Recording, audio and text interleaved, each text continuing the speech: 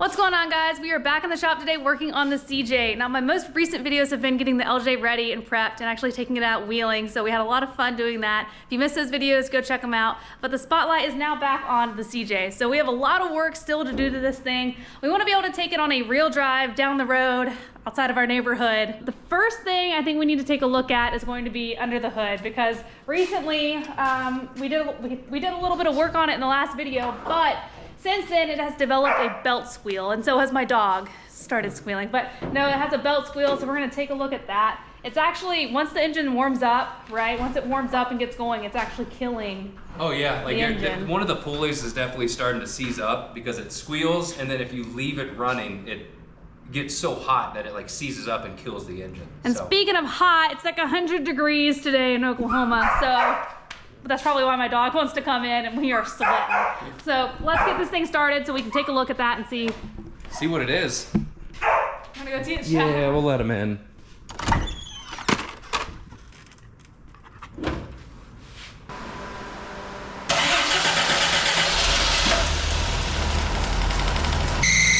we go. It squeals when I start giving it gas. Are you giving it gas now? Yeah, that's when it starts.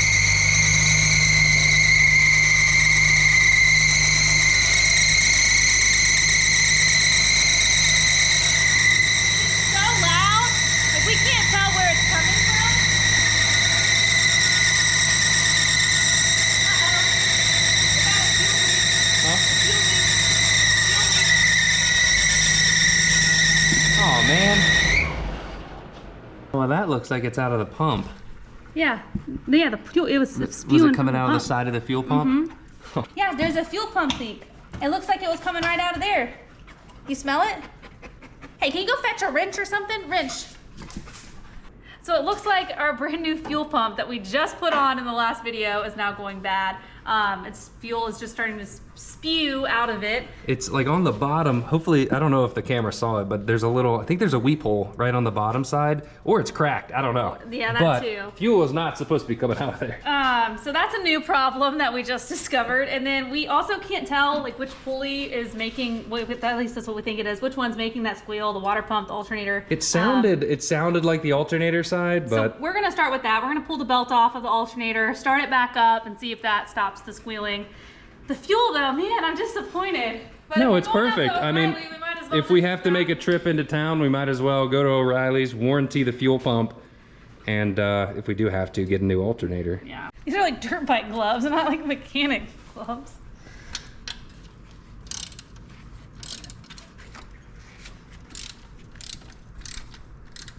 Gosh, it's moving. I didn't put it in gear.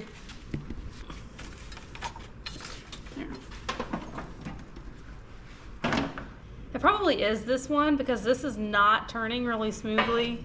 It's rough, it's difficult. It's probably the one that's making the noise. Fire it up and double check. Yeah, double check that fuel leak too.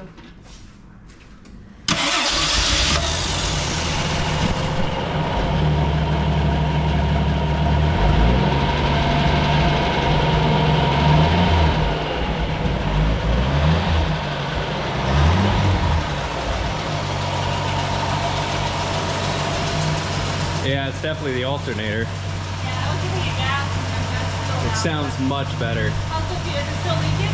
Oh yeah, it's still shooting out. It's definitely still shooting out. What? So, alternator, warranty fuel pump. The belt looks good though. Yeah, I say we keep the belt. I say, yeah, we should definitely keep the belt. The belt looks good. So let's get the alternator off and then we'll be headed to O'Reilly. Is it the LJ that needed an alternator recently? Yeah. We're just using too much power. Ooh, so while you're taking that off, there was another find.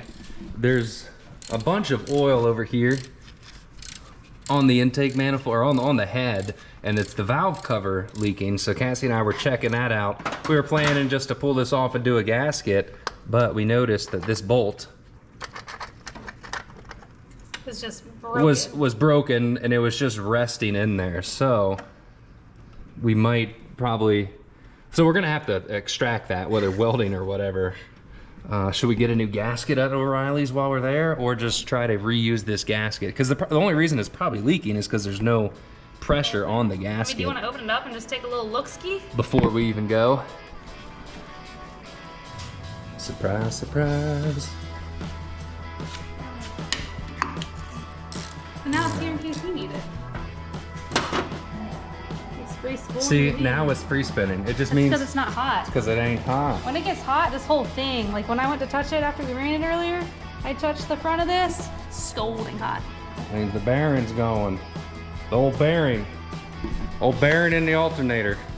Bearing straight.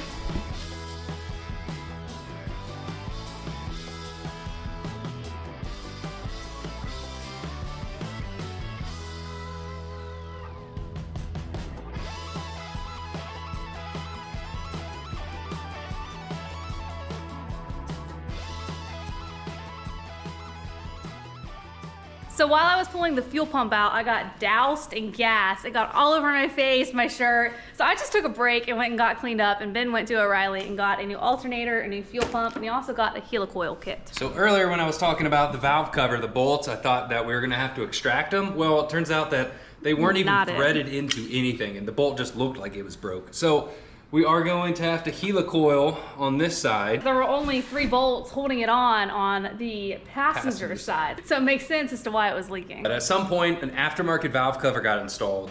And when you do that, normally you have to tap the holes over on the driver's side, but it Can't do looks that. like they've already drilled it out to a bigger size for some reason. So the 5/16 tap is too small, so we have to helicoil it, which is just like a threaded insert thread. So you drill it out, then you have to tap it. Usually they come with a tap. And then you insert the threaded helicoil, and on the inside is the threaded size, which in our case is 5/16. So we're gonna have to do that on the entire right-hand side, right? On the Luckily it's first just 2. 3. Oh, there's 2? Only 2. Only 2 then. And O'Reilly's was out of these There- gaskets. Yeah, so we don't have a new gasket, so. But the having old the- one should be fine. Having the to bolts work on with. this side to actually tighten it down. This was the only side it was leaking, so I'm assuming having a little bit of clamping force on the cork gasket will Hopefully fix do that the problem. trick. Now the only other bad thing is that the helicoil kit came with like a tapered tap, your standard tap. Yes. These are very shallow holes in the head, So you and use that a would flat normally one. be a bottoming tap to use that. I don't have any of those. So what we're gonna do is start tapping with this and then cut it in the bandsaw to make our own bottoming tap to finish it off all the way down. You gotta get creative sometimes. Will it We're work? looking at- Not sure, we don't but know. we're gonna try. Here's one hole, here's the other hole back here. The bolt was just pushed down in the hole.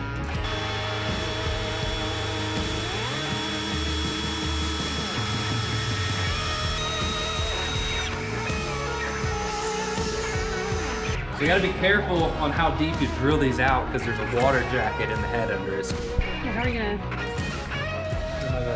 Is there an extension? So the tap handle did not fit, so we had to improvise and kind of create an extension in order to tap the hole. And this is always very sketchy because you don't have the same amount of control.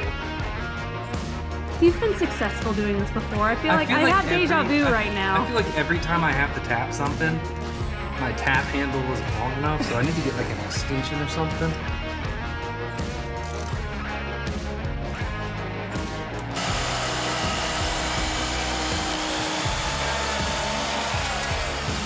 Now we have a bottoming tap. A little bit of red Loctite on the helicoil.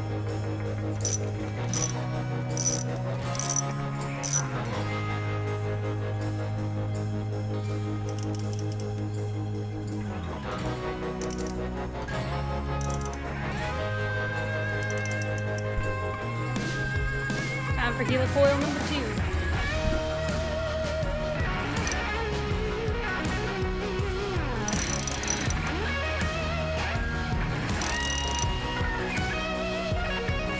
Mine looks way better than yours. I know. How did you make that happen?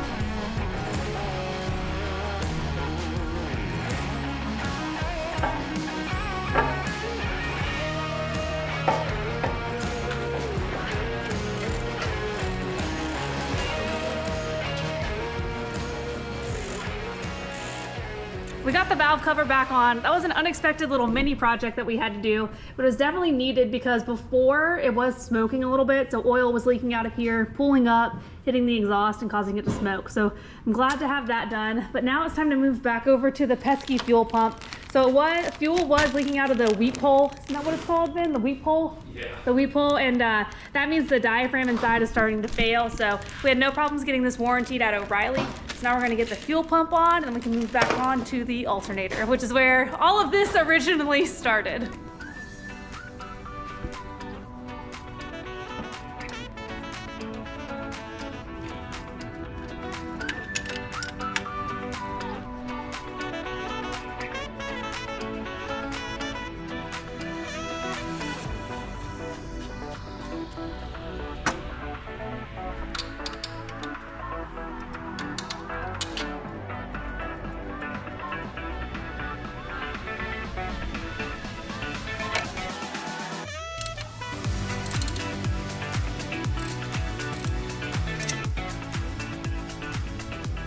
Got the new alternator in. One thing I did not mention is that we did upgrade to the 78 amp alternator. Now we don't have a ton of accessories on here yet, but when we do, we will have the alternator for it. Now between the new cables, new battery, new alternator, we should be good to go. Our charging system is a thumbs up. Now we just wait for the starter to die. Then we're complete. And then we'll have a new starter, and then that will be all done. Now at this point, I think we're ready to start her up, make sure the belt squeal's gone. It might take a second because we'll have to prime the fuel pump. But let's get it started and make sure everything is a-okay.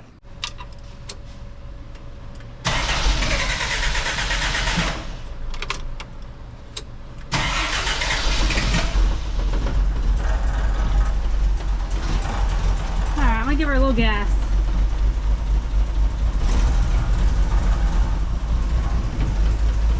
Well, she started, and I don't really hear any squealing. Nothing. She sounds good. All right, she sounds good. So the fuel pump's working, the alternator's working, and Let me get the meter and see, make sure it's actually putting out. and then we'll wait a few minutes, just make sure no oil is starting to leak out of the valve cover. Other than that, those three things are done. At the alternator. Yeah, 13.7. All right. So 3 projects was supposed to be 1. Those are all done. Now we're gonna turn the Jeep around, put it on the lift, and check some fluids.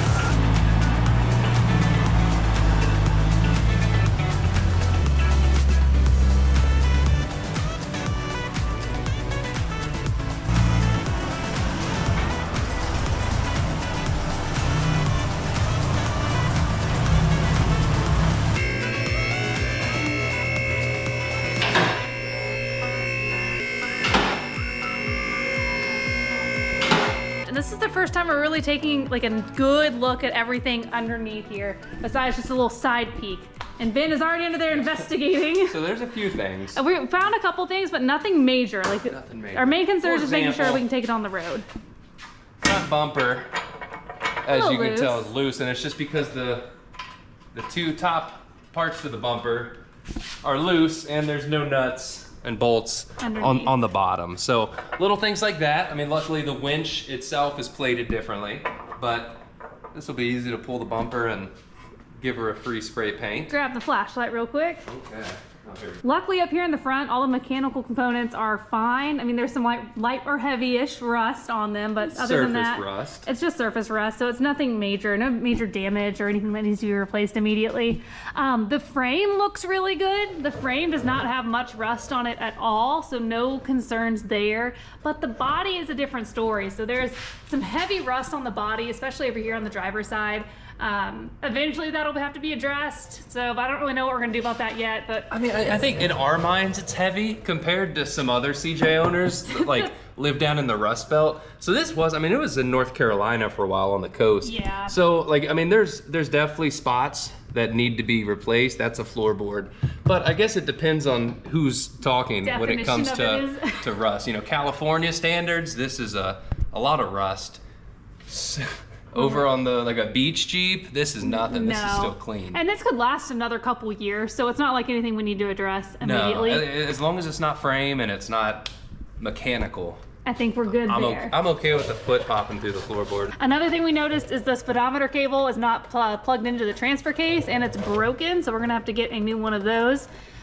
So maybe that's why the speedometer doesn't work. Yeah, who knows? That's probably exactly why. Some of the wiring under here is a little suspicious. There's some random wires throughout this entire thing that are suspicious. Like there's a sub back there, or some kind of speakers. We got speaker wires, this, whatever this wire is, just hanging out right on top of the drive shaft. Yeah. That's great.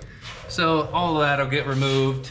So the body back here isn't too bad. No, the back looks much better than the front. Another thing I noticed was U-joints. There is side-to-side movement on all of them. Every single one, it's almost like this one, the cap is too big. Actually, the cap is loose.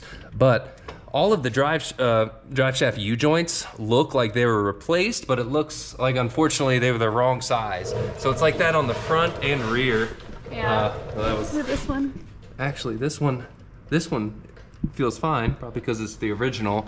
But up in here, all of that U-joint cap, or the Is it loose too? retainer's like bent. Oh geez. So there's a lot of little projects like that we need to get taken care of, but overall, I'm not like overly concerned about like what's going on under here. But while we're under here, we're gonna check out the diff fluid, both front and rear. We're gonna check the transmission fluid and the transfer case fluid. Fluid, it didn't look dark. Look at that. Here, throw that plug back in. Oh, that's actually clean. That's clean. That was recently changed. That was a nice surprise. I mean, it does look like the Jeep was maintained. I mean, they put a winch on it, a worn bumper, front and rear. There's some Rancho shocks, new steering stabilizer. Like, there definitely was maintenance and work done on it. So in the rear, we've got an Allen, but this one looks like it has been on there for quite some time.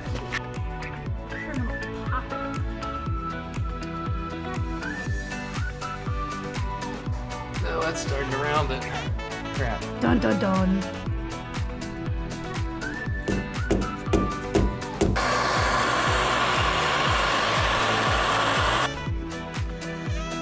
We pretty much rounded it out at this point. Yeah, and it's in there. It's in there good.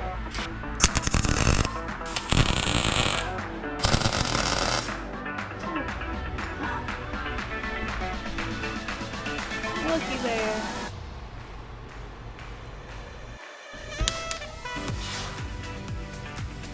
Well, no fluid? it's down to there. So I mean, well, look how dark that was though.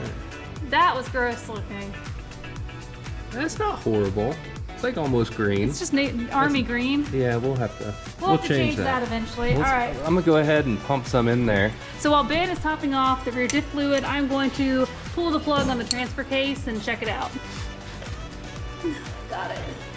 It's definitely low, but the full fluid I just pulled off of stuff is definitely clean. Nice. Good news is that we now no longer have to use an Allen. You just use a 14 millimeter.